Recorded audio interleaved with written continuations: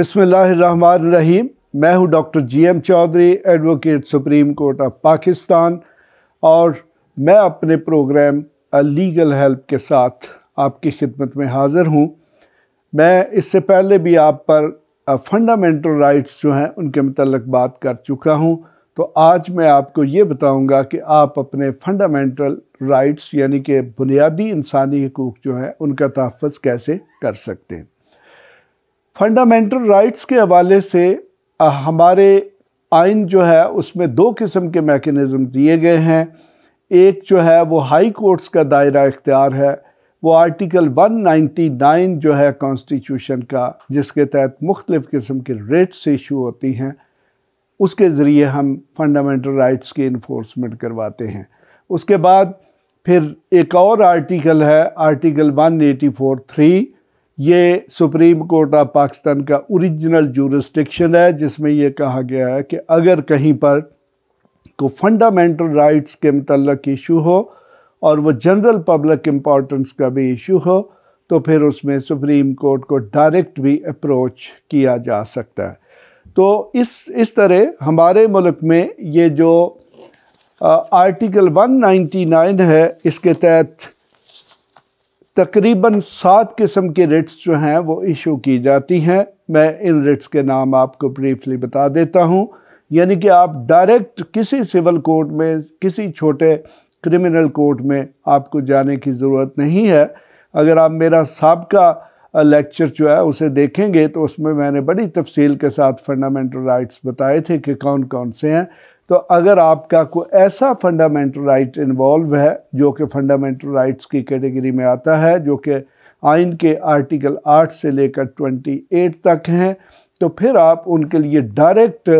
High court को approach कर सकते हैं, एक कॉन्स्टिट्यूशनल पिटीशन की सूरत में, जिसे हम अक्सर रिट पिटीशन भी कहते हैं। तो 5 किस्म की रिट पिटीशंस बुनियादी हैं, जिनका ओरिजिन जो है वो ब्रिटिश सिस्टम से है, यानी कि ब्रिटिश कॉमन लॉ से निकलता है। बादशाह या चांसलर जो है वो बरतानिया में ये रिट्स इशू करते थे, लेकिन हमारे पाकिस्तानी सिस्टम में 2 मज़ीद पिटीशंस और रिट्स की गुंजाइश है, वो भी मैं आपको बताता हूँ कि वो कैसे है। पहले मैं आपको ये जो 5 रिट्स हैं इनकी किस्में बता दूँ। मसलन इसमें सबसे पहले जो है वो रिट ऑफ प्रोहिबिशन है, यानी कि जिसमें किसी शख्स को रोका जाता है कि आप ये काम नहीं कर सकते क्योंकि ये लॉ के ख़िलाफ़ है, ये बुनियादी इंसानी हकूक़ के ख़िलाफ़ है। दैन नंबर 2 पे जो है दैट्स द मैंडेमस। मैंडेमस जो है, इसमें भी कोई भी जो अग्रीव पार्टी है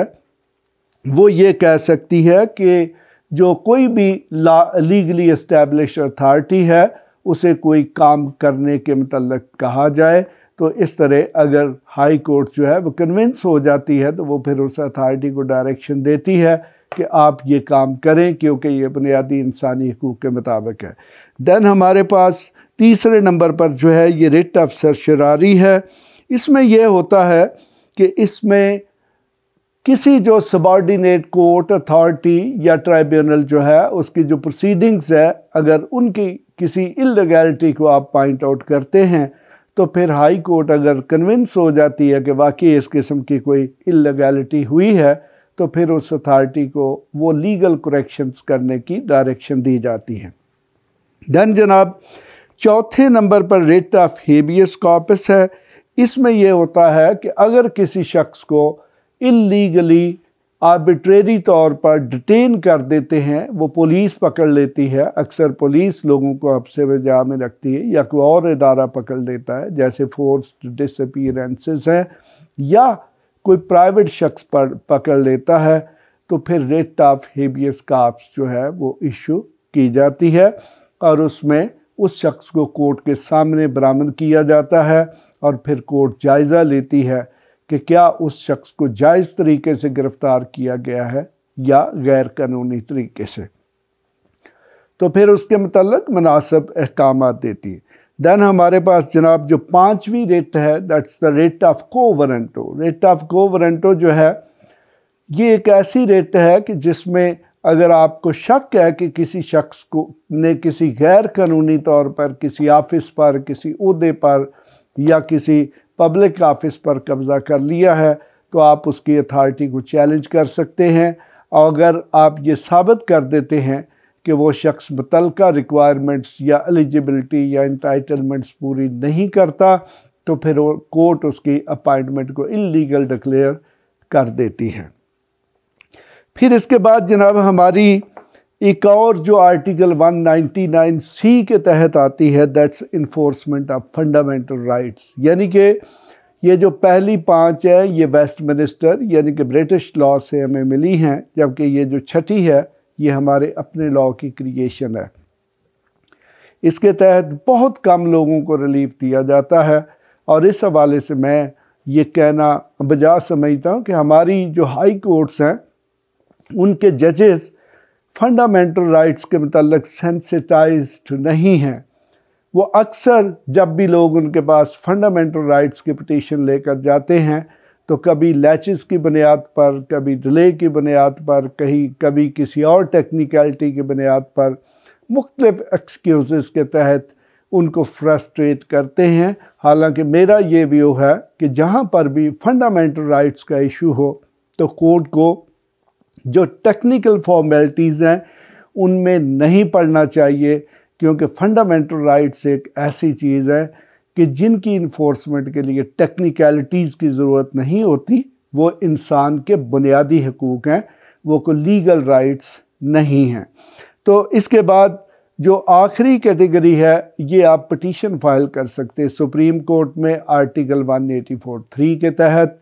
लेकिन इसकी भी कंडीशंस 2 हैं कि अगर वो फंडामेंटल राइट्स से मुतल्लक है और वो जनरल पब्लिक के मुतल्लक है। अगरचे आइन में वर्ड जनरल पब्लिक का इस्तेमाल हुआ है, लेकिन मेरा ये ख्याल है कि इंसानी हकूक़ का जहाँ पे सवाल आता है तो अगर कोई एक शख्स भी दरख्वास्त दे देता है कि मेरे फंडामेंटल राइट्स वायलेट हुए हैं तो फिर यकीनन सुप्रीम कोर्ट को उस पर एक्शन लेना चाहिए। और इनमें ख़ास तौर पे सुप्रीम कोर्ट जो है उसके पास सुओ मोटो दायरा इख्तियार भी मौजूद है, जबकि हाई कोर्ट्स के पास सुओ मोटो का दायरा इख्तियार मौजूद नहीं है। यानी कि आइन तो उसको मना नहीं करता, लेकिन हमारी जो सुप्रीम कोर्ट है उसने अपनी इजारादारी को बरकरार रखने के लिए ये डिक्लेयर किया हुआ है कि हाई कोर्ट्स जो हैं वो आर्टिकल 199 के तहत सुओ मोटो इख्तियार एक्सरसाइज नहीं कर सकते। हालांकि मेरा ये ख्याल है कि जहाँ पर भी इंसानी हकूक़ का और फंडामेंटल राइट्स का इशू आए तो उसमें कोई भी कोर्ट, बल्कि मैं तो ये भी साबित कर सकता हूँ कि हमारी जो क्रिमिनल प्रोसीजर कोर्ट है उसमें मैजिस्ट्रेट्स के पास भी ऐसे इख्तियारात मौजूद हैं कि अगर उसके पास कोई शख्स कंप्लेंट लेके जाता है या उसके दायरा कार में कहीं पर भी कोई गैर कानूनी हरकत हो रही है तो वो उसमें इंटरवीन कर सकता है। बल्कि एक पुलिस अफीसर को भी ये इख्तियार हासिल है, लेकिन हमारी कोर्ट्स का एटीट्यूड जो है वो फंडामेंटल राइट्स के हवाले से चूँकि नेगेटिव है, और यही वजह है कि हमारे मुल्क में फोर्स डिसअपीरेंस भी होती हैं, लोगों को गायब कर दिया जाता है, लोगों पर तशद्दुद किया जाता है, लोगों को हब्से बजा में रखा जाता है, लोगों से फोर्स्ड लेबर ली जाती है। यानी कि जितने भी हमारे फंडामेंटल राइट्स की वायलेशन हो रही है, मैं तो उसमें यहाँ तक कहूँगा कि उसमें हमारी अदालतें जो है वो डायरेक्ट इन्वॉल्व हैं। अगर लोगों को, वो लोग जो फंडामेंटल राइट्स की ख़िलाफ़ वर्जी कर रहे हैं, अगर उनको ये यकीन हो कि पाकिस्तान की अदालतें इतनी ताकतवर हैं कि अगर वहाँ तक ये ख़बर पहुँची तो वो उस शख्स की मदद के लिए आएंगी, तो फिर यकीनन किसी शख्स को ये जुर्रत नहीं होगी कि वो किसी शख्स के भी फंडामेंटल राइट्स जो हैं उनकी ख़िलाफ़ वर्जी करे। इसके साथ ही मैं आपसे इजाज़त चाहूँगा। अगर आप किसी किस्म का कोई सवाल करना चाहें तो मेरे व्हाट्सएप नंबर पर मैसेज कर सकते हैं या मुझे टेलीफोनिकली भी कॉल कर सकते हैं। Thank you very much.